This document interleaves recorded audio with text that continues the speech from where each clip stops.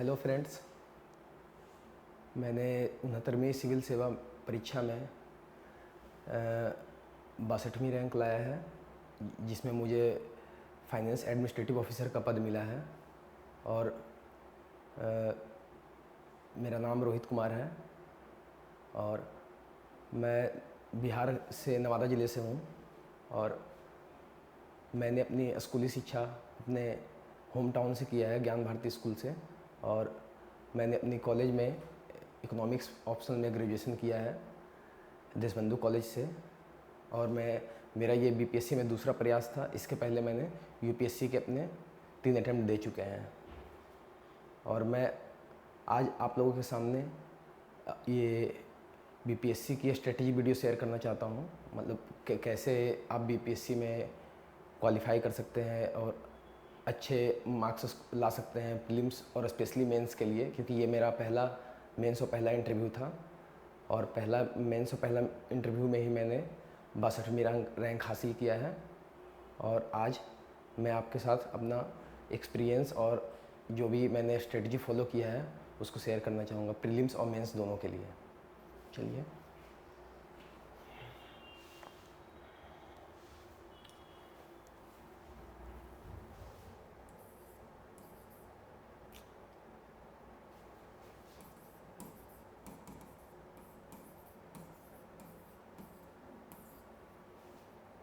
Sorry.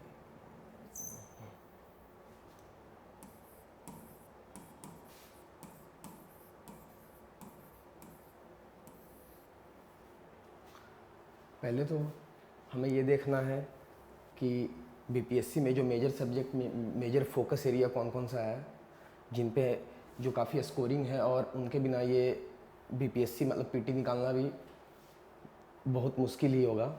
ठीक है, पहले वो एरिया फोकस करते हैं। फर्स्ट हो गया है हिस्ट्री। हिस्ट्री में 3 पार्ट हो गए हैं। ठीक है, एंशियंट,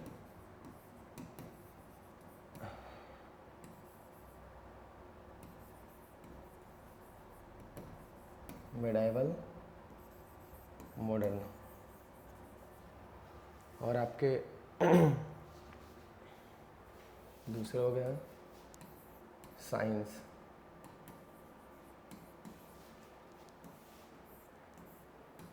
फिजिक्स, केमिस्ट्री, बायो। और बिहार, स्पेशल और करेंट। ये बीपीएससी का कोर एरिया है जिन पे हमें फोकस करना है। और इनके अंदर भी अब हम जाते हैं तो कुछ हमें स्पेशल फोकस करना पड़ता है कुछ सब्जेक्ट पे। जैसे मॉडर्न पे, हिस्ट्री से मॉडर्न पे सबसे ज़्यादा क्वेश्चन होते हैं और सबसे ज़्यादा डुएबल्स भी होते हैं, क्योंकि उनमें आपको बहुत ज़्यादा मतलब मेमोराइज और डेटा कलेक्ट नहीं करना पड़ेगा। वो काफ़ी एक नॉर्मल से बुक से भी हो सकता है।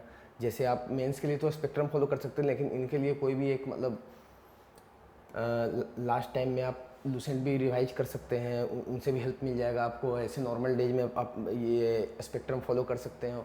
और साइंस के लिए इधर केमिस्ट्री हो गया, जिनसे हिस्ट्री से कहीं ना कहीं 30 क्वेश्चन के राउंड आती है, 30 से 32 क्वेश्चन।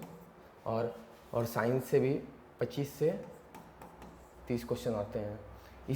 और साइंस में ये है कि बायो से, और साइंस में आपका ये बायोटेक से क्वेश्चन पिछले बार काफ़ी था, तो हमें बायोटेक पे भी ध्यान देना है, जो कि यूपीएससी के पीवाईक्यू से काफ़ी हद तक पॉसिबल है। जैसे कुछ टॉपिक हो गए हैं, जैसे डीएनए, कुछ टॉपिक हो गए बायोटेक के, जैसे डीएनए हो गए हैं। और जो भी वैक्सीन में जो भी डेवलपमेंट्स हो गए हैं, ये हो गए हैं। और बायोटेक से जो भी रिलेटेड है, जो भी रिसर्च है। और बिहार स्पेशल में आपको आपके जो फोकस एरिया हैं वो हिस्ट्री हो जाएंगे, ज्योग्राफी हो जाएंगे। ज्योग्राफी में जो टोपोग्राफी है जो बिहार की, कहाँ कौन कौन सी रिवर गुजरती है, रिवर सिस्टम हो गए हैं, सॉइल हो गए हैं। और आपके मिनरल्स मिनरल्स जो है, फिर आपकी इंडस्ट्रीज और आपके पॉलिटी में आपके यहाँ पे स्टेट गवर्नमेंट पे पीआरआई स्पेशल फोकस हो गया, प्लस लोकल सेल्फ गवर्नमेंट के इसी के अंतर्गत आ गया, म्यूनिसिपैलिटी भी। तो हमें इन पे फोकस करना है। आपके सबसे ज़्यादा हिट एरिया और स्कोरिंग एरिया आपका मॉडर्न हो गया इधर। ये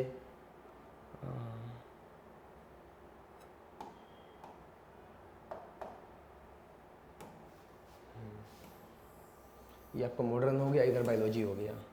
तो इन पे आप स्पेशल ध्यान देना है, क्योंकि ये पोर्शन काफ़ी डुएबल है, ये और ये।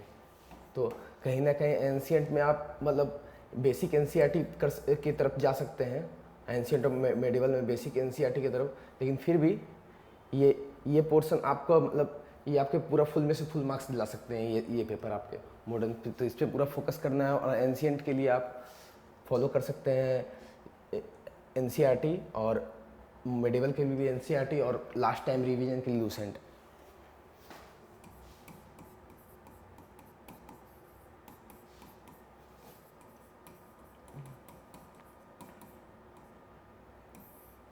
जो मैंने फॉलो किया मैं वो बता रहा हूँ। और नेक्स्ट हो जाते हैं करेंट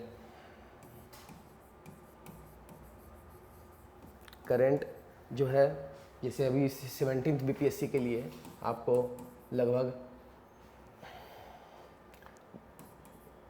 20 नवंबर तक का करंट पढ़ना होगा।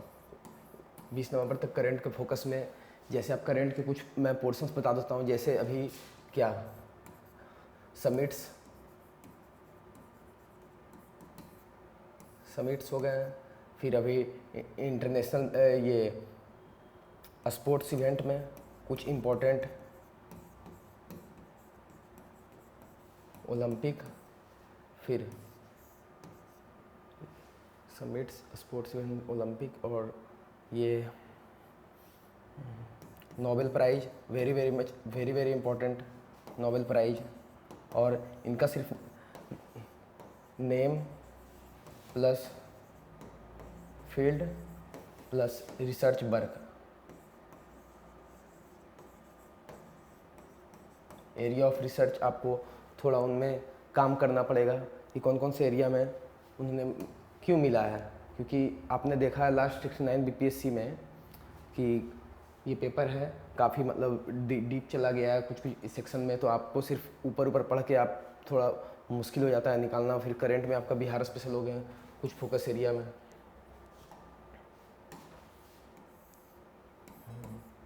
ये Bihar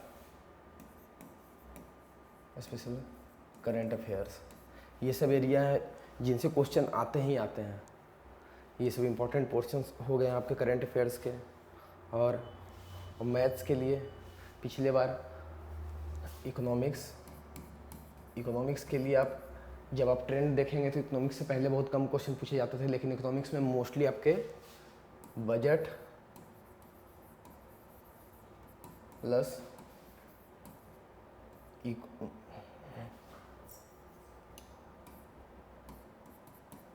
economic survey, Bihar plus India, फिर स्कीम्स हो गए आपके इकोनॉमिक्स में जो भी इससे रिलेटेड स्कीम्स है। इकोनॉमिक्स के लिए आप ये कर सकते हैं कि जो लास्ट ईयर से जो ट्रेंड चेंज हुआ है, तो आप यूपीएससी पीवाईक्यू की तरफ जा सकते हैं। क्योंकि जो लास्ट ईयर जो बीपीएससी का इकोनॉमिक्स का जो क्वेश्चन थे, आप देखोगे कि यूपीएससी से भी ऊपर लेवल का था। तो आपको ये काफ़ी इम्पोर्टेंट हो जाता है पीवाईक्यू में। जैसे WTO, United nation, world bank, ये सब क्वेश्चन आपके इम्पोर्टेंट हो जाते हैं जो भी है इनसे इकोनॉमिक्स में। और आपके एक मैथ्स हो गए हैं, जिनमें पहले मैथ्स में आपके एप्टीट्यूड वाले पोर्शन होते थे, मतलब जिसमें आपको ये क्वांटिटेटिव एप्टीट्यूड जैसे ये प्रॉफिट एंड लॉस, स्पीड, ये सब होता है। लेकिन इस बार रीजनिंग पे ज़्यादा फोकस था, तो थोड़ा रीजनिंग आप मैथ्स में यूपीएससी PYQ की तरफ देख सकते हैं। यही रहा। और बहुत लोग हैं जो मैंने बहुत हिंदी माध्यम के विद्यार्थियों से मिला हूँ, तो मैथ को एकदम इग्नोर कर देते हैं, लेकिन ऐसा बिल्कुल भी ना करें। ये बहुत बड़ा ब्लंडर साबित हो सकता है, क्योंकि इनमें आपको कम से कम एटलीस्ट 7 to 8 स्कोर करना ही होगा, क्योंकि आप श्योर कुछ मैथ्स ऐसा पोर्शन है जिसमें आप श्योरली आप अगर आपको आता है तो आप बना सकते हैं और अच्छे मार्क्स ला सकते हैं मैथ्स में। और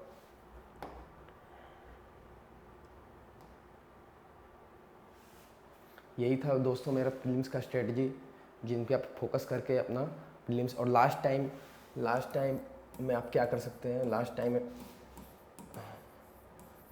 में PYQ रिवीजन मस्ट, और नो न्यू सोर्स, यही सब रीजन्स होता है जो बच्चे का प्रीलिम्स नहीं हो पाता है। तो आप लास्ट टाइम में आप अपना सोर्स बिल्कुल भी नहीं चेंज करें। ये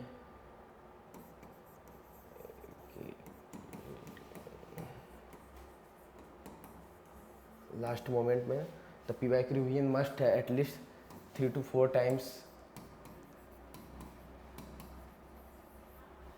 4 टाइम्स।